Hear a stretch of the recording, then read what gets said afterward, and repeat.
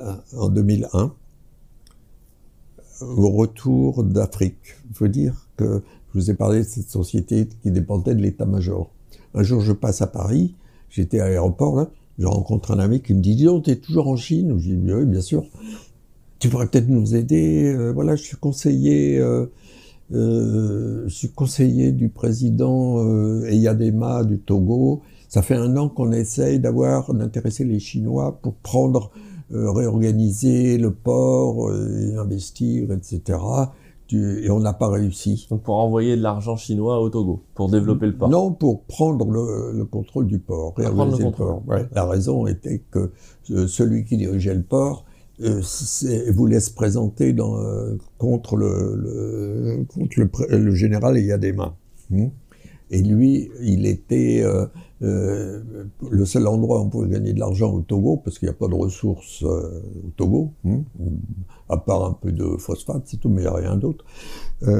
C'était au port, avec tous les trafics. C'est le plus grand port de voitures d'occasion de toute l'Afrique occidentale. C'est là où viennent s'approvisionner le Burkina, le Nigeria, le Bénin, etc., le Ghana même, le grand port des voitures d'occasion.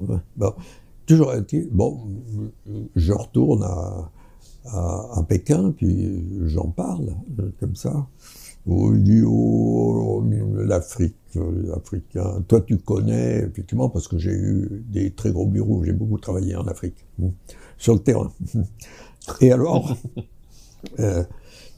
il dit, écoute, va voir, tu discutes, tu nous dis, je sais pas, s'il y a quelque chose à faire, etc. Alors, je suis parti au Togo, mais je fais tout à ma propre initiative, personne ne me paye, moi je fais toujours l'initiative. Comme ça, je suis libre de dire et de penser ce que je veux. Ouais, donc quand tu dis que tu es consultant, en fait, t'es pas missionné, tu fais les choses et puis tu vois ce qui est possible de faire ou pas. Je fais et je propose. Et c'est comme ça que tu te retrouves au Togo, je me retrouve dans un port. Oui, alors je me retrouve au port. J'ai fait une étude secrète un peu. C'était une mission, soi-disant, pour les investisseurs chinois. Mais en réalité, c'est pour voir quels étaient les trafics et comment ça se passait, et où on trichait, etc.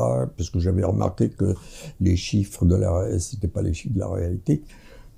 J'ai fait un rapport au président, et puis... Quel président? Général Eyadema. D'accord. Et je suis vite allé au Ghana à attendre de voir ce qui allait se passer. J'avais une délégation chinoise avec moi. Eux, ils sont restés à l'hôtel. Moi, je suis parti au Ghana.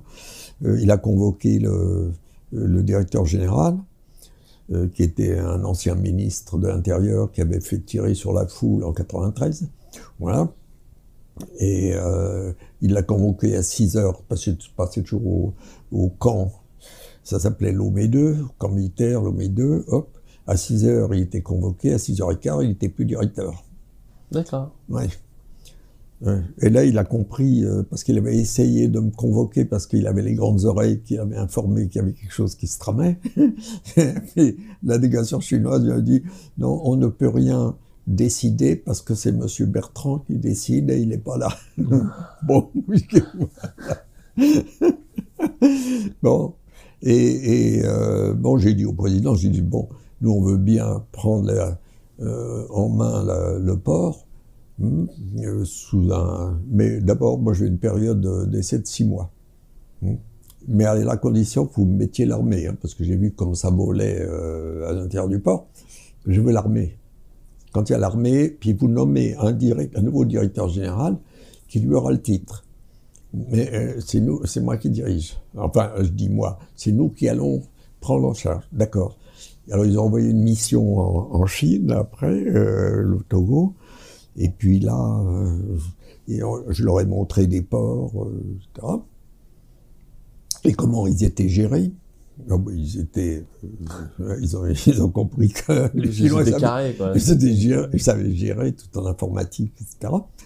Et à la fin, au débriefing, à Hong Kong, ils m'ont dit, écoutez, M. Bertrand, ça serait quand même mieux si c'est vous qui preniez en main toute l'opération. Oui, oui, mais vous nous connaissez, etc. Bon, j'ai dit, écoute, c'est pas moi qui peux prendre des décisions, moi je retourne à Pékin, puis c'est les autorités à Pékin qui vont prendre la décision. J'arrive là-haut, à Pékin, ils me disent, Yves, tu les connais, toi, il fait chaud, c'est humide, ils sont tous noirs, il y a des moustiques, t'as l'habitude, si tu veux, c'est toi qui prends. Ok. Donc j'ai constitué une équipe avec quelques ingénieurs du port de Tianjin, et puis je me suis retrouvé patron du port. Voilà. De consultant informel à patron d'un port international. Patron d'un port, oui. Voilà, ça dure combien de temps la blague? Et j'arrive. Alors le jour où je prends le pouvoir, il y a une grève générale. Bah bien. Voilà. Et là, il y avait plus d'1 millier de dockers, des dockers qui faisaient la grève. Au bureau de l'emploi, on était là sur la terrasse, eux, ils étaient là en dessous. Et puis alors, il y avait le directeur général en titre, qui était un colonel de l'intendance de la marine, avec décoration tout en blanc impeccable. Hein. Et puis, il criait, il disait, on vous parle pas à vous, on veut parler aux blancs. Bon, c'est comme ça. J'ai pris le pouvoir. À parler aux blancs. Bon. et j'avais les dockers avec moi après. Parce que j'ai compris ce qui se passait. Ah, c'était grave, la situation était très grave. Alors j'ai dirigé le port pendant 6 mois, mais j'ai risqué ma peau évidemment. Bon, j'avais naturellement en garde du corps l'armée la nuit sur la villa, etc. C'était une organisation. Puis j'avais mon équipe à moi. Voilà. Restreinte. Voilà. Et bien en 2001, je reviens. Eh bien la société avec laquelle je travaillais, qui dépendait de l'état-major, il n'y avait plus de société. Et il n'y avait plus personne. Il n'y avait aucune nouvelle, personne ne savait, personne ne voulait rien dire. Et là, j'ai appris ensuite, par la famille de mon ami, qu'il y avait eu un problème à l'état-major et que des généraux étaient en prison, ou je ne sais pas où, et que mon copain, lui, il lui avait collé pour 13 ans parce que c'était le fusible. Il avait été le fusible. Ouais, donc alors, il était en résidence quelque part.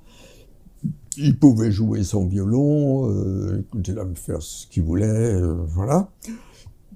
Et puis j'ai encore mieux compris après, c'est quand il y a eu, quelques mois après, l'avion espion américain qui a dû se poser, qui a été intercepté, qui s'est posé sur l'île de Hainan, et que l'équipage n'était pas rendu, il est resté plus de 10 jours à Hainan. Pourquoi? Parce que les Chinois essayaient de négocier que le frère du directeur général de cette société-là, qui était à l'état-major, s'était réfugié aux États-Unis. Ah, puis il voulait un échange. Ouais. Mais les Américains n'ont pas marché, ils ont fini par relâcher j'ai compris. Donc tout est très très politique.